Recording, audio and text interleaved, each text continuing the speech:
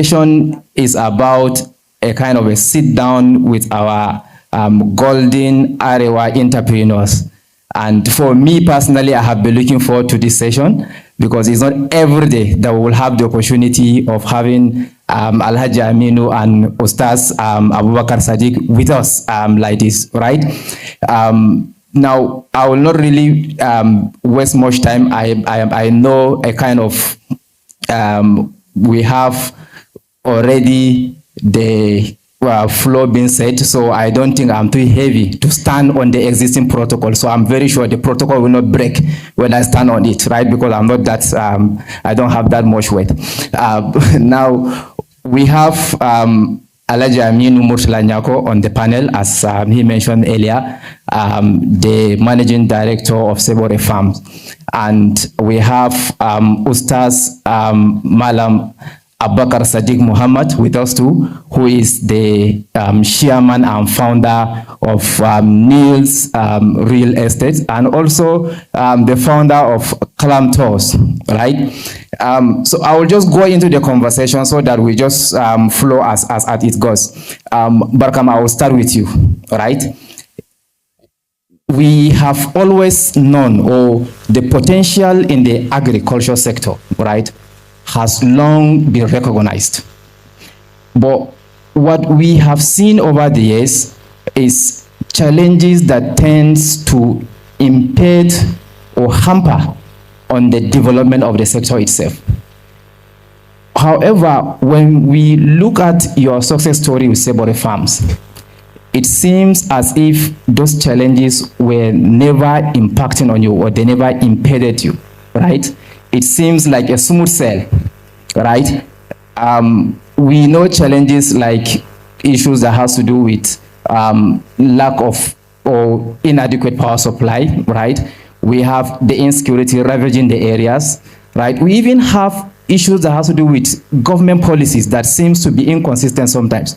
We have seen issues that has to do whether we should go for ranching or whether we should go for ruga and all of this, right? But in your case, it seems as if you navigate through these challenges so effectively without it impacting on you. And in fact, if you look at our Fulani brothers that are residing within areas where you have business interests, they have keyed in, and the impact is so evident, right? So for us who will be interested to know, or we will be interested to, as to what have you done differently to navigate those challenges so easily, please?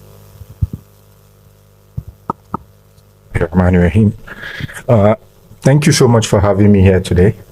I would not say there's not been challenges. I think that would be a fool's errand if you're going to minimize the amount of work that has been put into actually organizing our people. But the best way for me to go about this is to give you a bit of context. From our point of view, we've been in Adamawa, where the farm is located in Murabaha, southern Adamawa. It sits on about 15,000 hectares of land, and it was established by Babame Mangoro in 1983.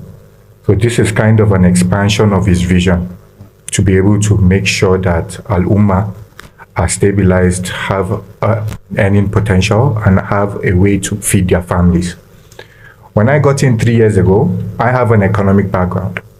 And the honest truth is, I don't look at agriculture as standalone. I'm not a practitioner in agriculture.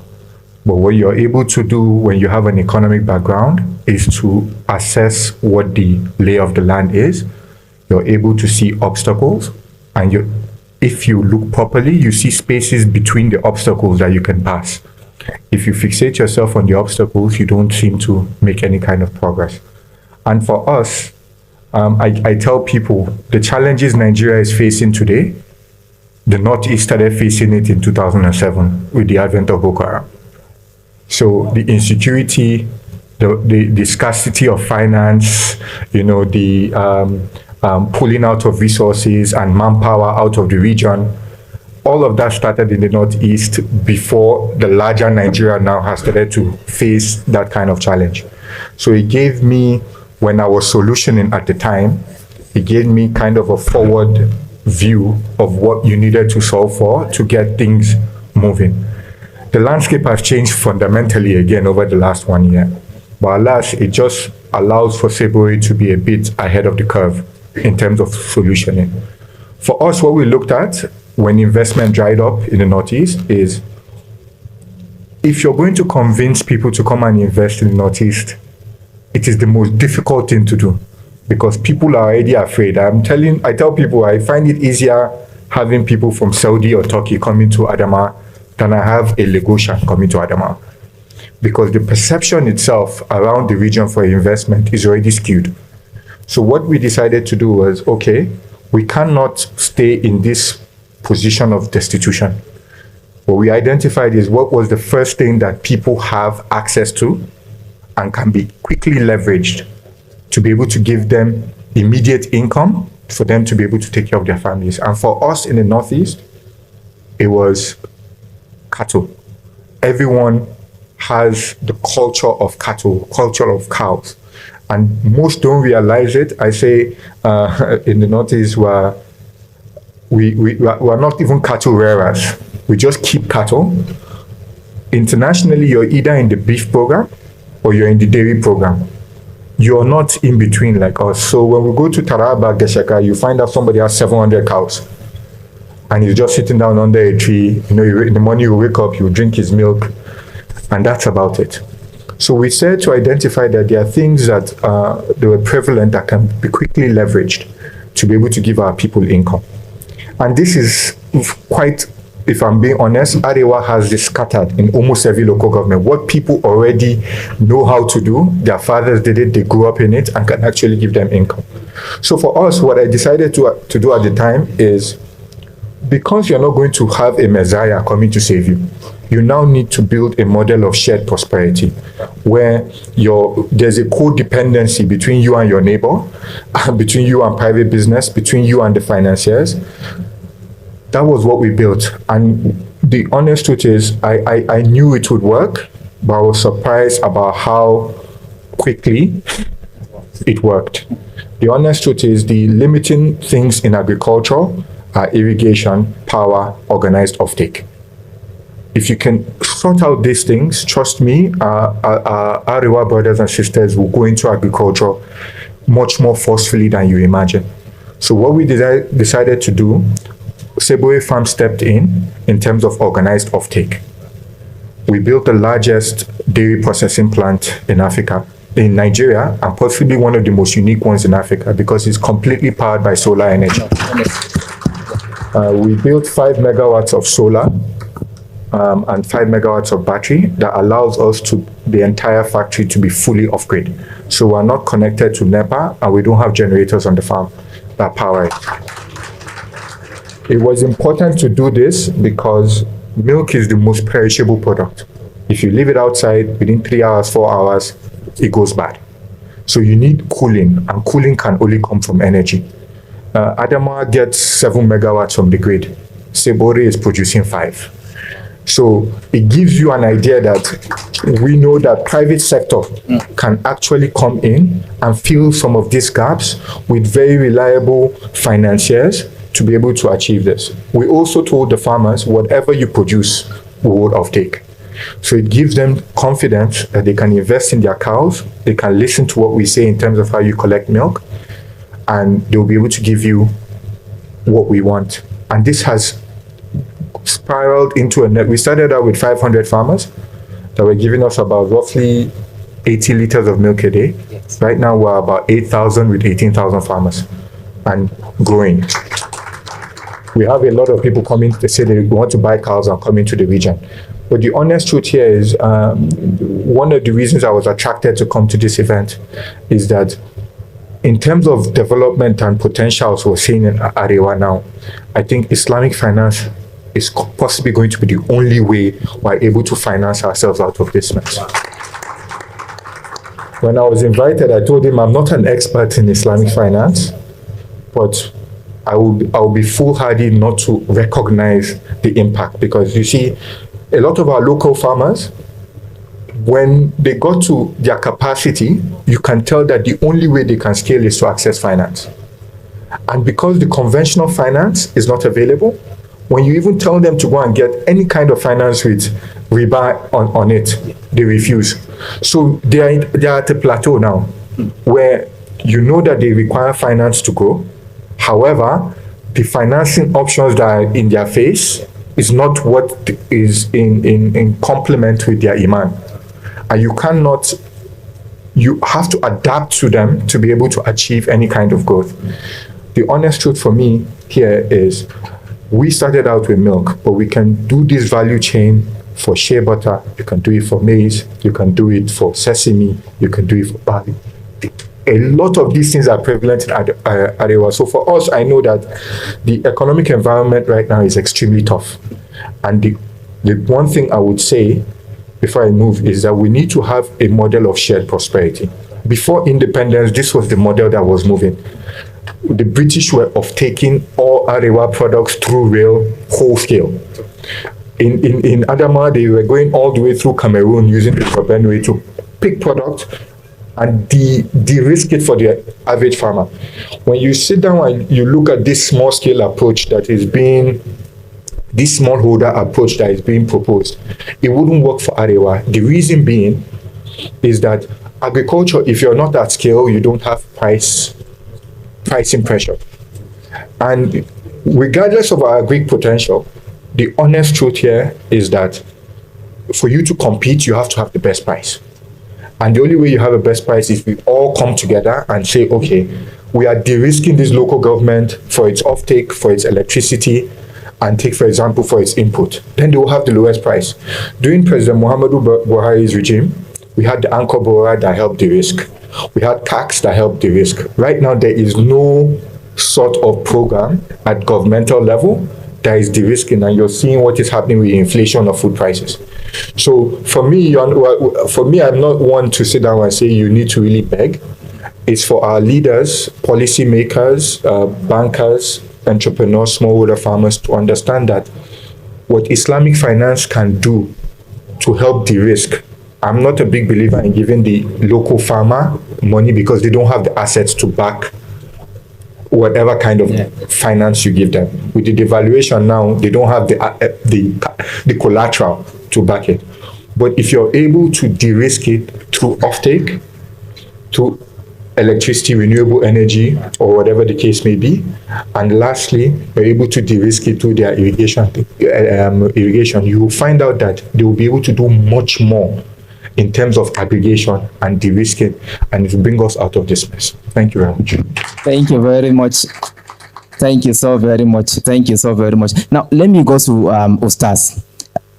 So we have followed your journey. We have seen, we have read what you have been doing with Neelds real estate, right? We have even seen what you are doing with Column Tour in the tourism and even in the real estate sector. We want to take benefit in terms of what you have done and what you have achieved to see what we can pick from your journey. So I am sure our audience will be interested to know how were you able to navigate the sector to achieve what you have achieved so far in the sectors you have interest so far.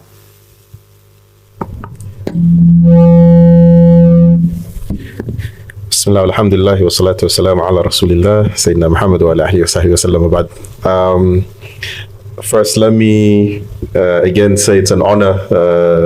I know yesterday I was on this platform to speak to one particular aspect, but today it's for me an honor just to talk about these issues and see how to hopefully inspire the next group and next generation of entrepreneurs and business people that would inshallah help us in this new ambition we have for our region and for the entire nation as well. My journey ultimately starts with belief in Allah subhanahu wa ta'ala, as we all do.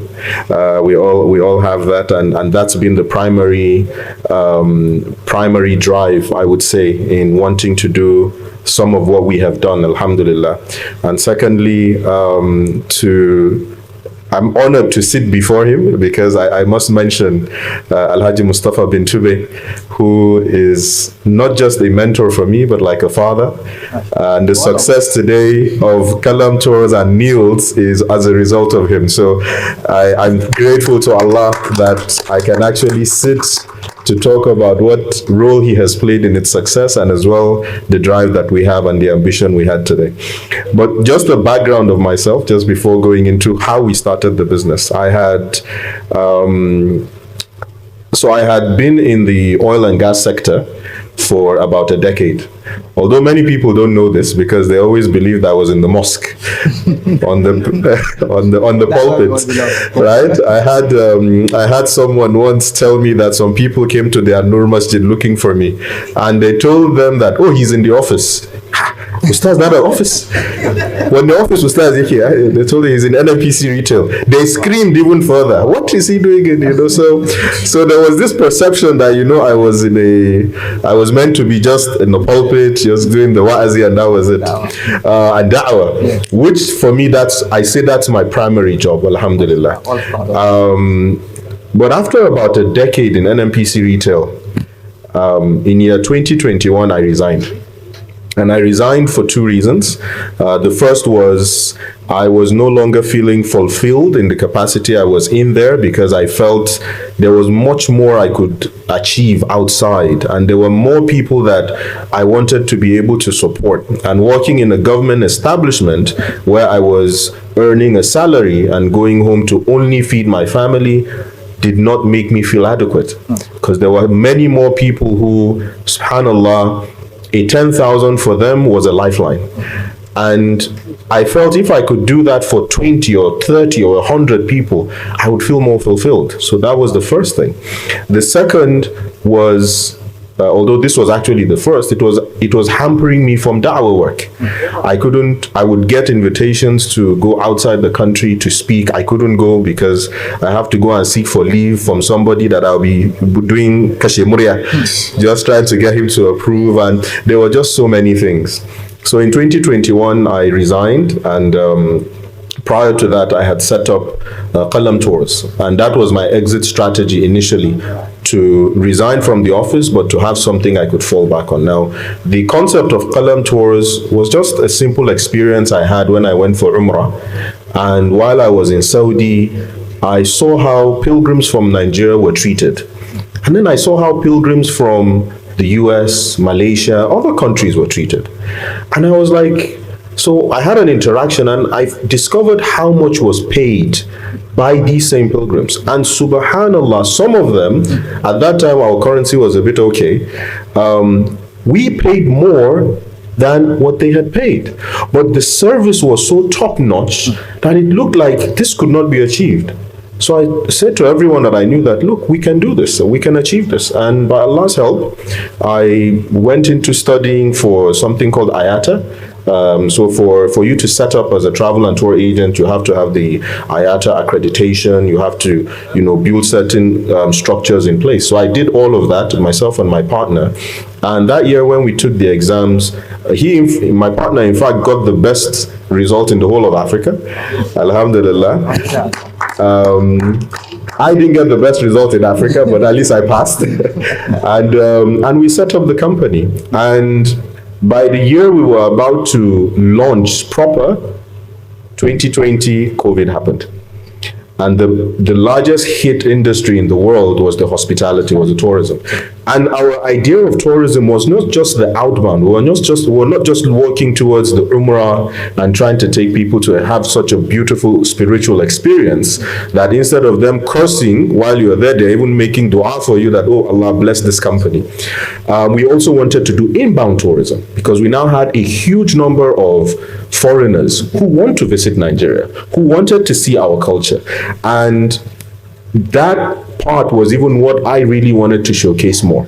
Taking people to Sokoto to see the Islamic Caliphate, bringing people to Kano to see the heritage we have here, taking people to places like the Yankari Games Reserve in Bauchi State, or is it Obudu Ranch in Cross River. There's so much potential for the tourism sector in Nigeria, we can't even imagine.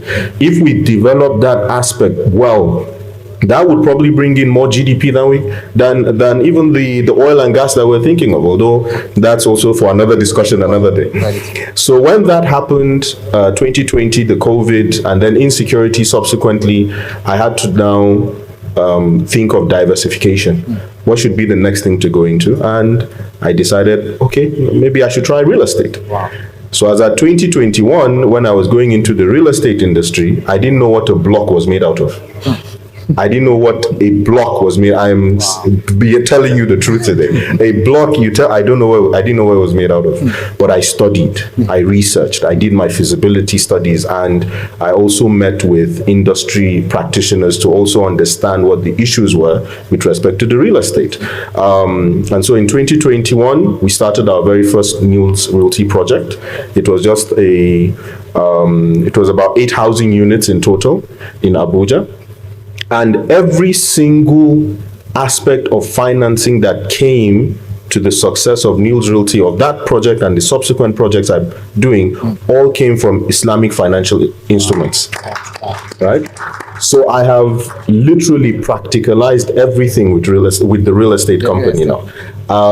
From the initial Qard Hassan, which I received, to structuring a Mudaraba transaction with my company and a company that was not even an Islamic company, Lighthouse. I will never forget their names, Lighthouse. We structured a Mudaraba contract with them to an initial investor that we got as well, who equally got good returns from Mudaraba, to finally securing our very first large trench fund of about 1 billion naira from an Islamic institution. Murabaha facility was given to us for that. And now, from starting with 8 housing units, we have a cumulative of 110 housing units as at today. And Alhamdulillah, in 2023, which was last year, we were given an award for the fastest rising or growing real estate company in the country by the Africa International Housing Show, Alhamdulillah. And today, cumulative of the assets that we have in terms of the value has grown to about 20 billion naira. Alhamdulillah. That's interesting. That's interesting. Thank you so very much, Ustadh Abubakar and Sadiq. So let me come back to Alhaji Aminu again.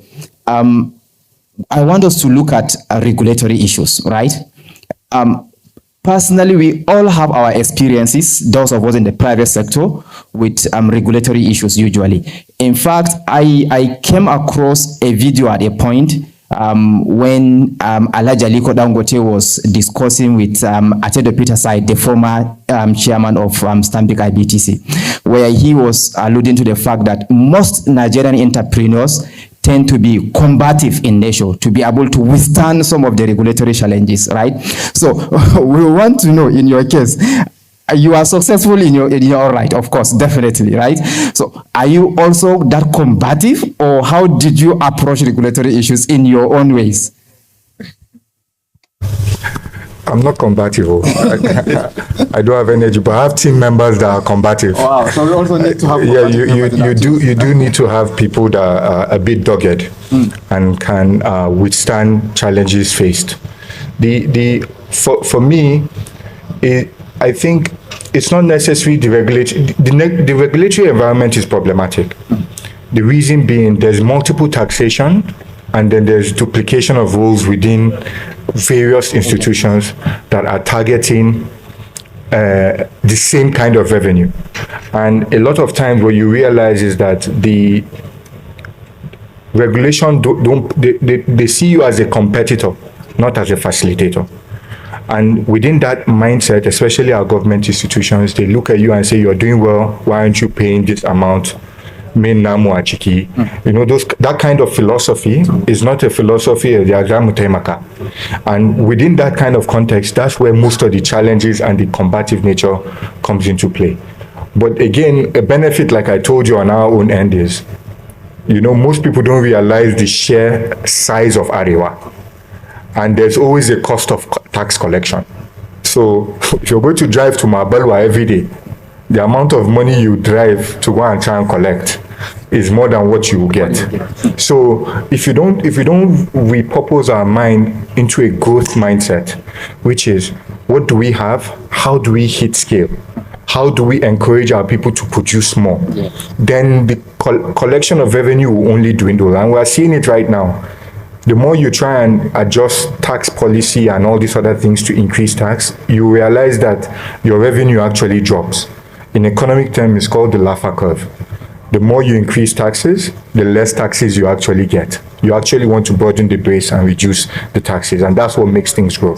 So for us within our team, we know that there needs to be optimism first and foremost. For you to kind of have any kind of prosperity, you must be optimistic about what the future holds and the potential and belief in the people that can actually deliver it. And that's what we kind of have. It came as a nature of where we are, and we know that nobody, the first farmers that I met and tried to convince, the first thing we told them is, look, even if they go and collect loan from abroad, 10 billion USD, trust me, 5 billion is going to go to Lagos. Then you dash Abuja 3. You give Kano 1, you give Port Harcourt 1. The remaining states will share 1. If Adamawa gets 100 million, 100 million will finish in Yola. So if you're in Mabalwa, Fufore, Michika, you're not getting any kind of thing. So we really need to understand what we are facing. The issue is that finance is not enough. 220 million people is a lot of people. That if you're looking at the per GDP numbers, it has been dropping.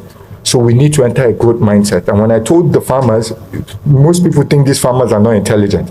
But the moment we told them this, they understood.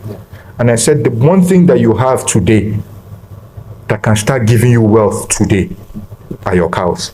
And what we're going to do for you is we're going to teach you how to cater to these cows, how to get milk from these cows. And if you're able to follow the processes being laid down, we will organize the offtake, meaning we're going to be the ones to invest in the collection infrastructure. We're going to invest in the logistics for it. We're going to invest in the processing of it.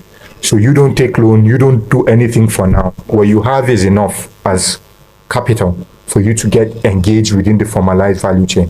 And, you know, I tell people the investments, the amount of solutioning I had to do was kind of enormous, because most people don't realize in Adamawa State, maybe only 4 local government have banks.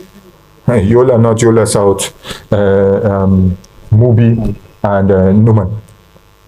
That's all. Every other place, there's no bank. So if you're going to be paying farmers every week for milk, you can't be moving cash up and down the state. Between Mabalwa and Tongo is about a 6-hour drive. And between Yola and Abuja is 10 hours. It tells you that there is a vastness of the north that we're not actually understanding. And usually when you have that kind of landed space, agriculture is your best bet to be able to unlock that kind of value. So what we did is that we had to actually work with MoneyPoint, and we created a mobile payment network for all 18,000 farmers. So from the very get-go, because I had no bank, I had to go into mobile payments. Each of our farmers now has an ATM card that they transact with, and they all get paid every Friday through mobile wallets. So as I'm explaining this, you realize that it's not that we don't have challenges, and we don't have the solutions. Like, I'm not the one that built mobile payment solutions. I'm not the one. But we have to be able to fix the jigsaw puzzle and align things to be able to unlock the value in Arewa. So with this now, initially, we're only paying the farmers through wallet until they did the cashless program in January of 2021. And all of a sudden, even these POS agents that used to take cash to the local, they didn't also have cash. So that's why we now work with MoneyPoint to give everybody ATM cards so that they are able to get their value. And you can tell that we started collecting milk October 15th of 2020. Till today, there's not been one day these local farmers have not given us milk. For me, this says a lot, a whole lot, because it tells you that, one, they're dedicated, they're hardworking, they're resilient, and they actually want to participate in a venture that can give them income. I traveled to Mali like 2 years ago, and they are begging people to be entrepreneur. When you go to other African countries, that's why they are always looking at Nigeria like we have too much sense. Because when you go to all these other countries, they're very docile. They're okay where they are. They don't want to actually that hard work that they don't stretch themselves. But when you come here, every day you see people hustling. But the reason why people feel jaded is because their hustle is not bearing profit. And this is the reason why you're seeing all the other sectors kind of suffering. What I pray in this kind of engagement is that we have big decision makers here, financiers. I think we need to really work with our state government officials to be able to organize people. The organization is the first thing because it will de-risk every individual person. Just the same way I've de-risked them for going, even if I find a farmer that has 700 cows, I tell them that it behooves on nobody, as far as I'm concerned. I tell them I don't think anybody in the Northeast and possibly Adama should be thinking about building a yogurt factory. I've built enough for everybody. Wow. Because if you say you want to go and open yogurt factory now, do you have expertise to deal with SUN? Do you have expertise to deal with NAFDAC? Do you have the expertise to engage with the financial institutions to go to close? Do you have branding expertise for your bottle? Do you have lab scientists that can give you a proper formula that is of international standard? A lot of countries, they don't say this, they say capitalism, capitalism, capitalism. But at the back end, they are supporting their people and organizing their people and de-risking their people. We need to become a bit smarter about how we do these things. What we want to do here is organize our people, tell our people from our research, people in Kano North should do sesame. And if everybody has agreed that it's sesame that is going to be produced, then your silos will be for sesame. Your storage facilities will be the sesame. Your universities will be teaching how you improve sesame seeds, how you plant sesame. If you are able to do that, you'll find out that within a short period of time, you hit scale. But if you leave everybody to say, what do you want to do? Say, Aina Ji Magana and Granot, go cassava. You want to do cassava and Mubi. The soil doesn't accept it. Then there's a lot of teaching that needs to go around how you plant cassava, or you want to do avocado. These type of things, every part of Nigeria has what their people already know and are good at. What we want to do is organize our people, organize the finance, organize the offtake. If you're able to do this, I've done this in a very small scale, and I've seen that the model works. And our hopes is that with this kind of engagement and stakeholders here, we can actually scale it to prosperity. Thank you. Thank you, thank you, thank you. So the conversation is all about us, the audience, right? We are trying to go through their journey to see how best we can take one or two things for our benefit. I will come back to the audience for Q&A in like 5 minutes. But in the course of Ustadh's discussion, he mentioned that his funding for the real estate came through a Sharia compliance funding. And even the transaction was structured to be a kind of Sharia compliant, right? So we have seen a kind of a World Bank study that says that the Nigerian housing deficit is estimated to be around 15.56 million units. And in fact, even the federal government itself last year came up with a study that says the deficit is about 56 million units with a funding need of about 21 trillion naira. And we have been emphasizing the potentials of Islamic finance to a kind of provide solutions, to provide the funding we need for some of these challenges. So from your experience, how do you think Islamic finance or ethical finance or Sharia compliant financing can be used to bridge the deficit in terms of the unit and the funding gaps that were identified, sir? Jazakallah khair. So I'll speak based on the experience, and I'll first of all respond also to the idea of the housing deficit, and that's something that should be of great concern to every Nigerian and then African in when you look at it on a more holistic scale. Now, whether it's the World Bank statistic or whether it's the one you've gotten from the federal government or from the National Bureau of Statistics as well, it is quite alarming when you think about the number of people who require homes in the country.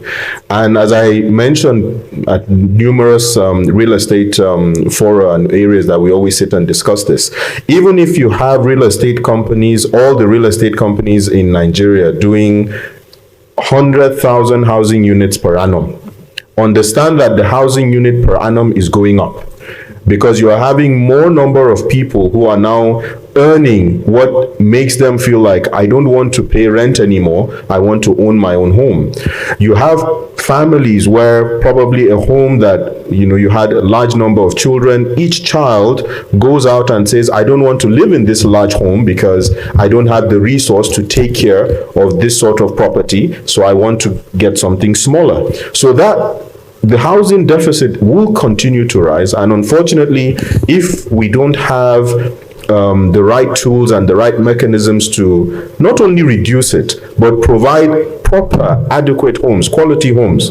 Because again, what's also happening in the real estate industry is you have a lot of organizations or companies that want to make a quick buck, so they are not harping on quality. They build property, or they build or develop homes that literally you will not find animals living in them, for lack of a better word. And I apologize to use this, but it's also a huge problem we're facing in the industry as well. But when it comes to the aspect of financing, now this is where it's very critical, because every real estate developer requires finance to develop, especially large scale. You don't want to depend on off-takers funds to develop, and you also don't want to say you are waiting for maybe equity to mature from a certain place, because we've seen inflation rates, different things happening in the sector, so that can affect your delivery timeline and things like that. So with structured Islamic financing, there are numerous benefits that it provides, especially where the developer has a timeline and then has ready off-takers. I'll give a very typical example with one which we did called the Murabaha. So with Murabaha financing, what the financial institution did for us in this particular regard was they provided us with the funds, but this was after we had gone through the due process of providing an analysis of the project itself. We did our financial model that had the forecast, gave the projections in terms of sales, returns, revenue generation. We had our cash flow documented. All of those things were done, and even down to presenting them with the BOQs for bill of quantities for the construction. We took them to the site, they verified it, and then we provided collateral as well. But the collateral here that was the biggest, and that's what they told me, was character. They were willing to invest not because of all these things I provided, but the character of the individual. And when they said that, to be honest, I'm very afraid in entrepreneurship. As an entrepreneur, I'm very afraid. When someone tells you, that is what I have, my character, and that's the same thing Alhaji bin Tube told me, that, look, I have nothing to give you, but if I put my name to this, understand, I do. So every time I think of a step I want to take, I say, remember, your mentor, what he has told you, remember yourself, remember how people see you. If you mess up, it is not just you as Abubakar they see a scholar or someone related to Deen that has done something wrong. So that was a huge boost for me, and that was something that drove me to say that we must not fail at this. We must succeed, inshallah, so that others will see this as a model that they can emulate and even become better at. And my focus has always been on social entrepreneurship, which is exactly what my dear brother, who happens to also be my in-law, Mala Aminu, has spoken about. Because social entrepreneurship is what would really drive the success we want to see in Arewa. You're not just thinking about profit for yourself alone, but how you can impact the society you're in. And that's exactly where the solution for the housing deficit, actually providing that solution for the housing deficit can help us, because the larger bracket of those who are in need of homes are the low and mid income. It's not the high end earners. They already have homes. For them, it's investment. They buy a home so that someone else can rent, or they can leave it for a period and sell and make a profit. But the greater number of people in need of homes are those in the low income bracket. Now there's no even mid income, right? There's just either you're a high earner or you're below. I saw a joke recently of someone that said, the economy is so bad that he saw a CBN worker doing along in Abuja.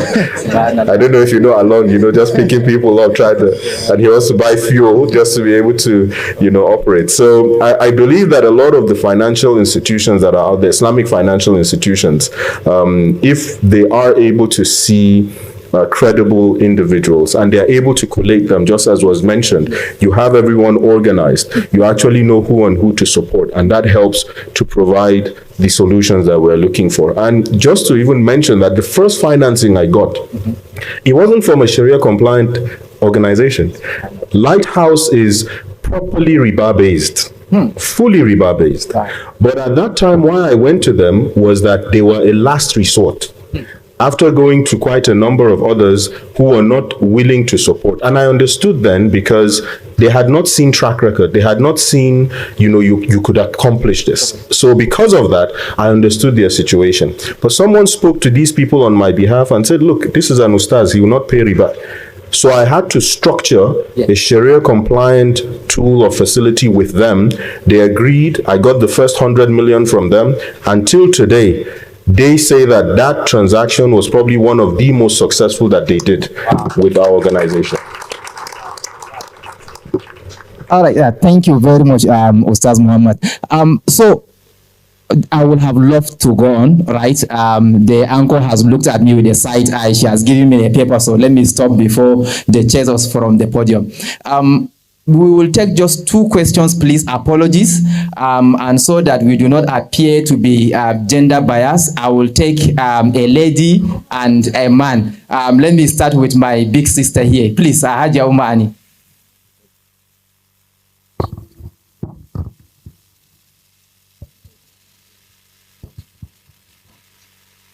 Assalamu alaikum, everyone. Wa alaikum salam wa rahmatullah. Thank you very much, both of you. I'm very overwhelmed that I could see people, young people, doing what you're doing.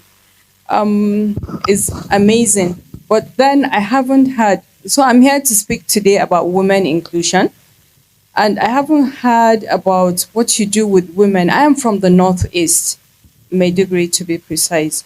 And I know that we have been excluded a lot when it comes to these things. We own cows, we do a lot of work trying to keep the home. We want to go out, but then if I ask you how many women do this work with you, would you have said 10%, 20%, or even none?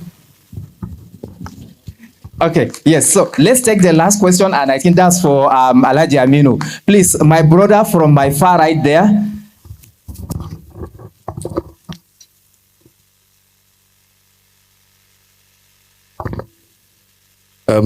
Good afternoon, everyone. My name is Muhammad Bello, and I also have a background in economics, just like Mr. Aminu. Aminu, right.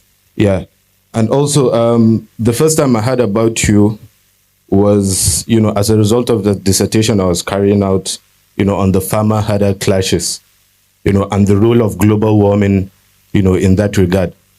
And I was really trying to go deep, and find out, the root cause of, this issue of, farmers herders, every year, when the Northeast dries up, farmers are moving, to find, greener pastures.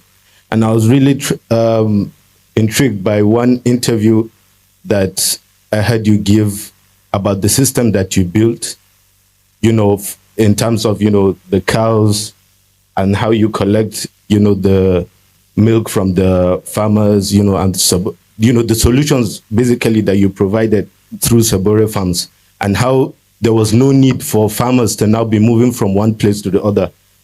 And so my question really is, in terms of insecurity, can you touch more on that, on how, the system that you have built can be used, to eliminate this problem of farmer-herder clashes? Because in that interview, you also mentioned that, for example, Nigerian cows are the least productive cows in the world, and that there was no need, there's no economical reason for, farmers to be moving their cows from one place to the other. So what have you done exactly in making sure that the farmers and the cows stay domesticated and in one place to make them more productive and also to help in eliminating the problem of insecurity? Thank you. So I think as it relates to the first questions, both of our panelists can answer that, because the question relates to inclusion basically, and both of them I believe should be able to answer that, while the last question is for Alhaji Aminu. So please, Bismillah, Alhaji Aminu. So I'll answer the first question, then I'll answer the second one if you want. That's fine. So in terms of gender, I'll tell you something very interesting. Our database when we started was 75% women. Wow. I will tell you something very funny. In the Fulani culture, the cow is owned by the patriarch, but the milk is owned by the matriarch. So when we first started, we met Ganwarin Ganye and told him we wanted to start this program. He should organize his Mijimelu and Hakeme and everybody. But we met the men and told them this is what we wanted to do. Give us permission to talk to your women, which they agreed. After the first month of payments, they called for another meeting. And they said this one is not going to work. So our database right now is about 55% women, 45% men, because at the point in time, the income that the women were getting, it started to subdue them. So it's interesting. The reason I say this is most people don't know this, but when we started really and truly, the milk is meant to use to sustain the family. The matriarch is meant to go to the market, sell the milk, get money, use it to trade for other grains that can sort out the family. So what we decided to do when we started making this payment, now a lot of families have joint accounts. Funny enough, they actually have joint accounts for the payments of milk. We have a family in Masagnari Belite. They do asusu. So a lot of the things that they do asusu within the community and within the family. So the man now has a maize plant that he creating dosa and all these other things. So that's what he does on his day-to-day, while the wife is in milk. The community also started to do asusu round, and they've built schools. They've built an Islamia. There's a lot of these success stories that we had to challenge. So for me, when they say people in the local communities don't want to have a formal education, it is condition that is making them not go there because they're in the farms. They're sending their children to farms. But once you have the organized offtake and they know that all they need to do is wake up in the morning, bring milk, and they will get an income. We're now seeing all the ripple effects and benefits that are coming to our local communities in terms of impact. So for us, like I said,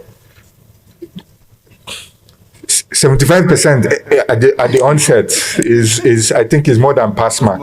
For me, I'm really just hoping that we can find a way to scale some of these programs to be statewide, region-wide, and countrywide if possible, inshallah. Thank you.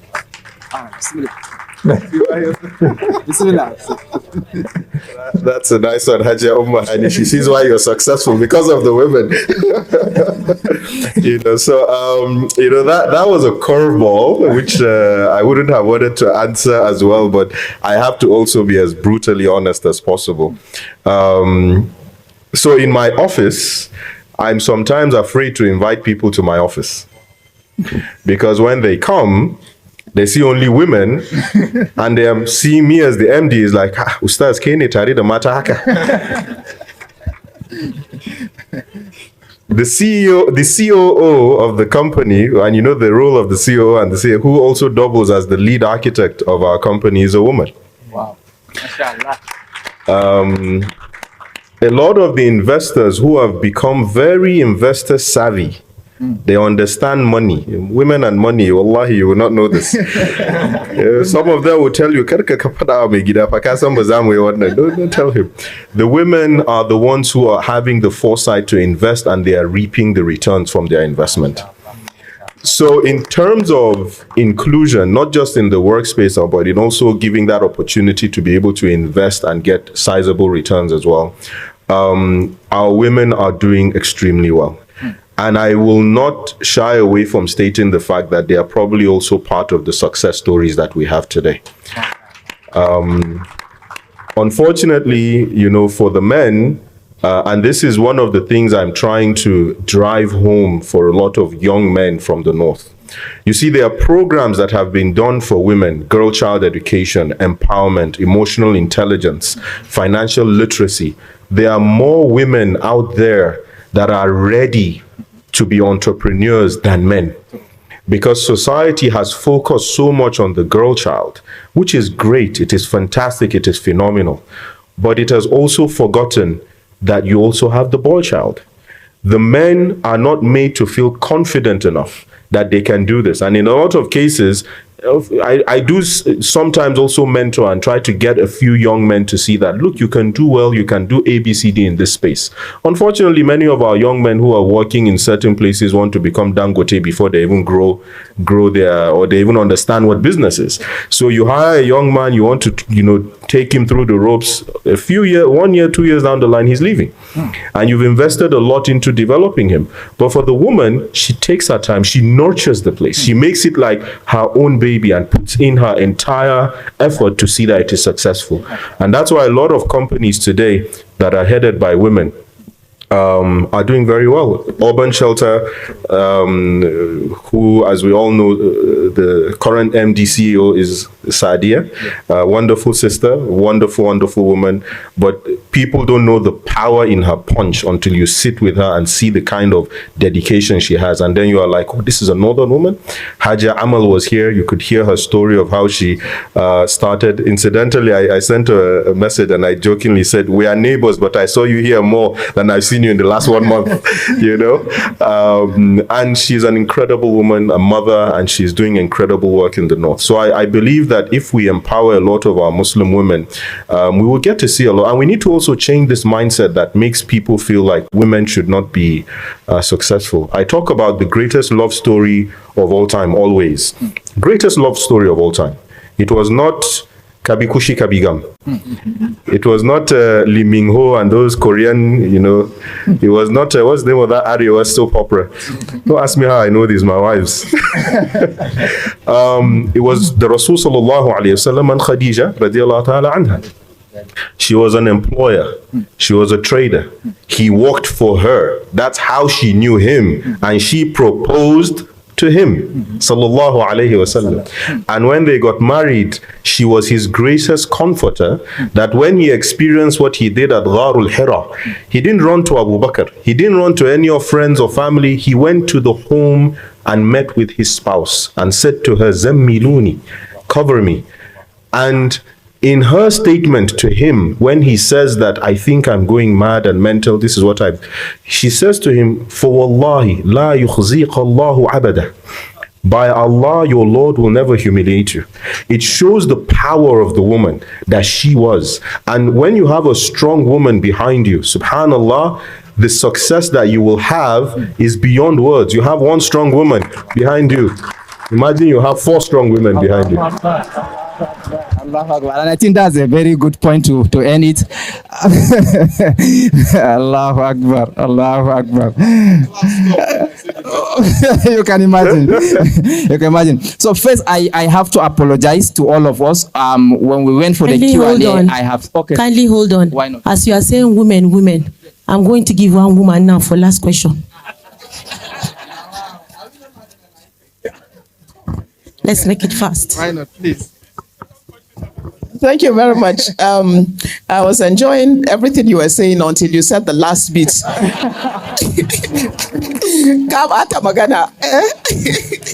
But alhamdulillah. I just wanted to ask two things, and you probably don't need to answer because I know we're short of time, but just something that I want you to take away and think about. My name is Hajia Zainab Abdurrahman. I represent Jais Takaful Insurance Limited. So I'm wondering, especially as you had the floods and the rest of them, these are environmental issues that you need to look at in your business. And so I'm wondering if you're taking insurance into account. I have my MD here who will contact you and let you know how how we can support you in that respect. And then the second one, and also my director, and of course we have the almighty Jais Bank to support us in every respect.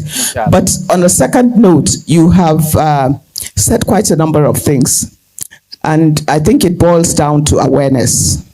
And really and truly, I believe that yes, in some instances, there is awareness and people are not acting on what they need to act on. But on the other hand, there is a lot of lack of awareness as well. So a symposium like this is helping to create the awareness. And so I'm wondering, Aminu, what is it exactly you're doing so that not only within the Northeast area, but extend it to Arewa as a whole, and look forward to having a symposium like this, obviously with the organizers, since they were the ones that made it possible, and see how you can share more of these success stories, how you can organize yourselves so that there are cooperatives that can work together, and essentially let them know your success story, how you have made it work, and for them to know that they also can make it work within the Arewa region. So I look forward to a symposium or a conference or a seminar that you will do that. Thank you very much. Mudatir is clapping already, so that's a confirmation that it will be done, right? Have we answered? So there is a question, yes. I think there was an oversight. There was a question on farmer-herders clashes, right? From my brother, from the extreme right there. So please, Alhaji Aminu, maybe you can go ahead. Okay, thank you very much. I was giving you a bit of context how I started, right? Meeting Gawaringania and the rest. So when we first started, we only targeted Makiaya, people that are actually going to give us milk. But after the first 1 year, we realized that migration pattern. So you almost have 5 times the supply of milk between May and November, and then it drops off. And for any kind of factory, you cannot be having that kind of let-off. Most people don't realize that the actual underlying issue that fuels the farmer-herder crisis is access to water. It's not feed, it is not Harley, it's not anything, it is water. What happens is you would never hear of farmer-herder crisis between May and November. Everybody is in their farm, there's enough land, everybody is where they are doing their work. However, in November, when the dry season starts to pick, what happens is the cattle rearers move towards the Benue because they need water for their cows. A cow will last 2 weeks without grass. It will not last 3 days without water. So they move towards the Benue. And then our dry season farmers also move towards the Benue for access to irrigation. So when you hear of a clash, is that somebody has farmed the land, he maybe didn't fence it, or it was still at shrub level, and the cattle come in and then they graze on it. And that's what causes the clash. So what we decided to do, we entered a partnership with Gates Foundation. And what they did is that we solicited their help in grant funding. So they built solar powered boreholes in all the communities that we're participating in.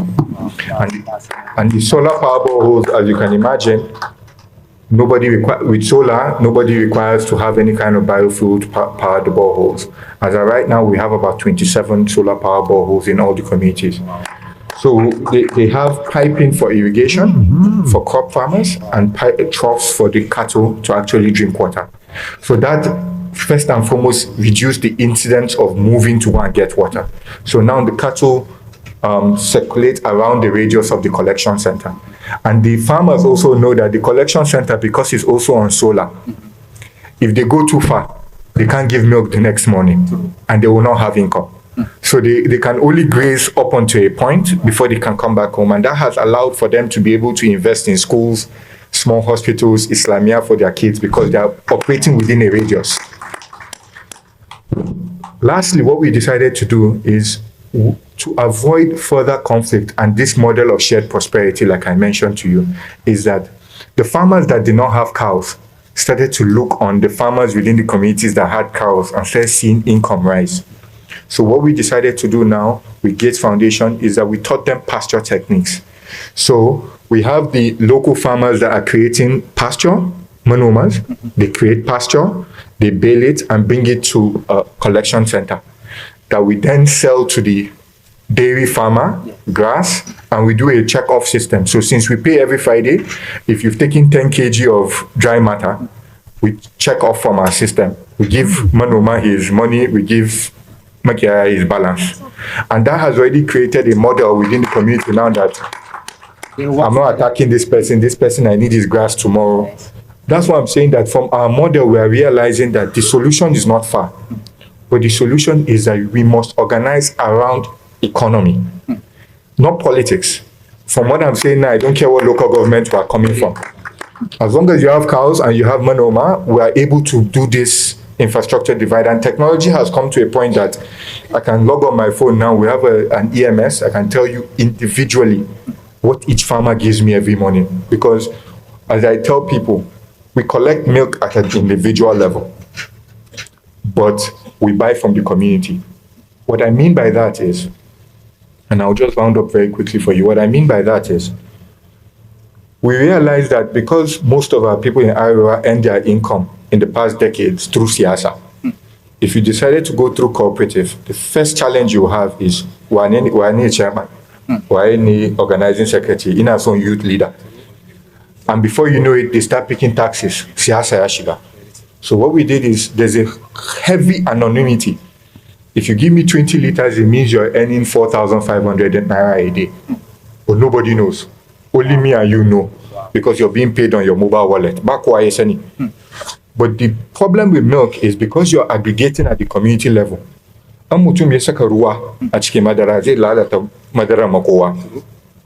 what we do is, we record every individual farmer's milk individually. But as a community, when we go and test the milk and it comes to the factory, if there's any adulteration, we reject the milk of the entire community. Wow.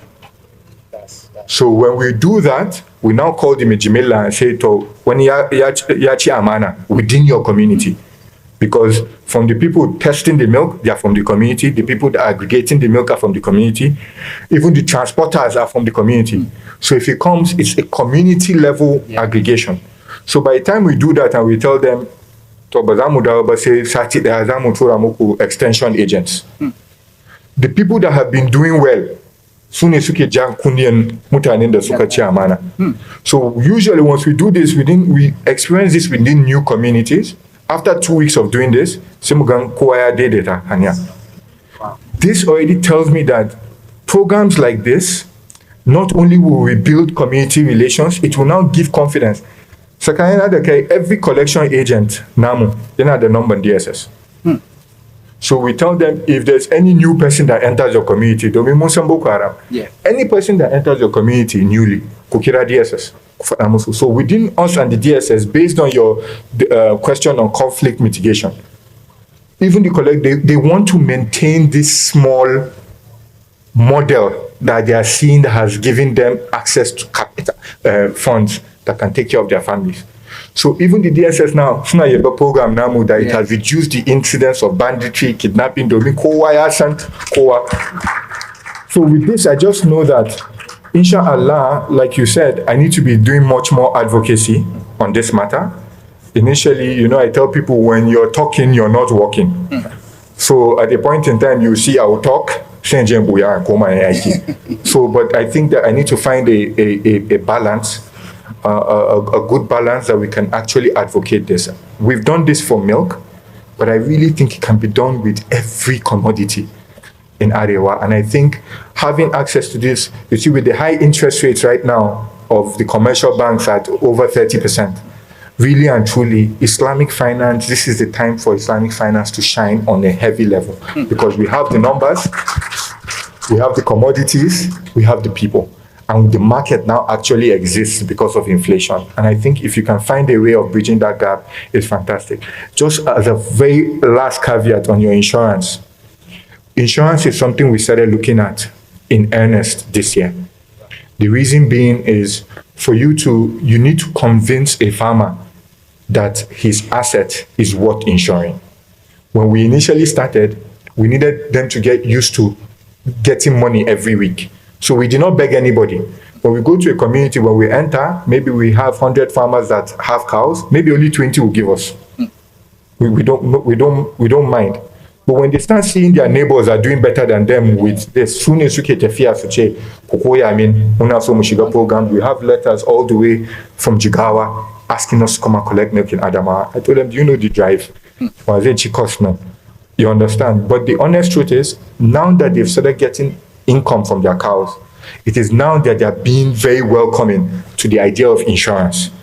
And for us, I will send you some decks that we've discussed with some partners on how they organize their insurance, because there's a critical number you have to reach for your premiums to also make sense for the entire community. So we have been looking at, in the last 3 years, building the program out so that we have aggregate numbers that insurance premiums will not be too high for the farmers to take to move. But I think very gradually we are building this ecosystem of livestock. Livestock is one of the industries that can give you daily income.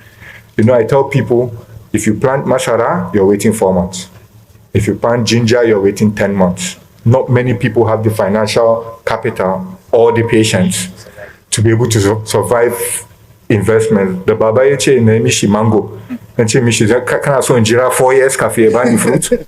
Nobody has that kind of temerity or perseverance. But there are some value chains. The vegetable value chain can give you daily income. The livestock value chain can give you. These are the value chains we need to first focus on. Vegetables will give you daily income, and you can produce them in greenhouse in a controlled environment. If everybody, the lower part of Spain is all greenhouses. So we know that there are some things that need to be put in terms of organizing people, and you would now see agriculture flourish the way it needs to flourish. Thank you very much. Thank you. So I will hand over to the uncle just shortly. I earlier apologize that for a constraint of time, we may not be able to take much questions, but we have our panelists here just after the session. If you have any question or any concern, as we go around, we can always meet them. We can ask our questions. We can discuss our concerns with them, and I'm very sure they will be able to attend to all of us. Barkama, miyetatama enough, honestly.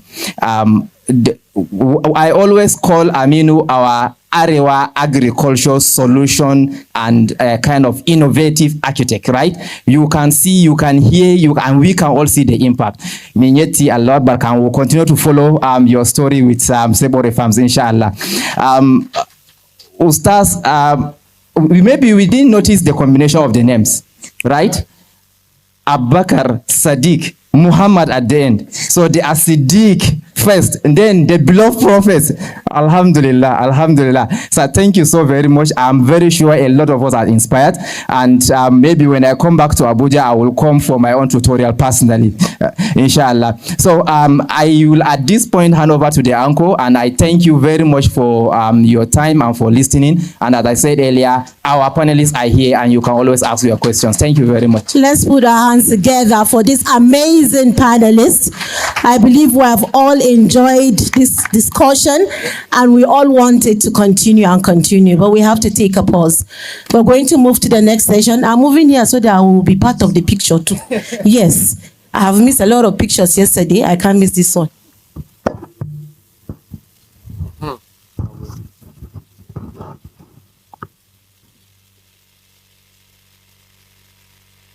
Thank you.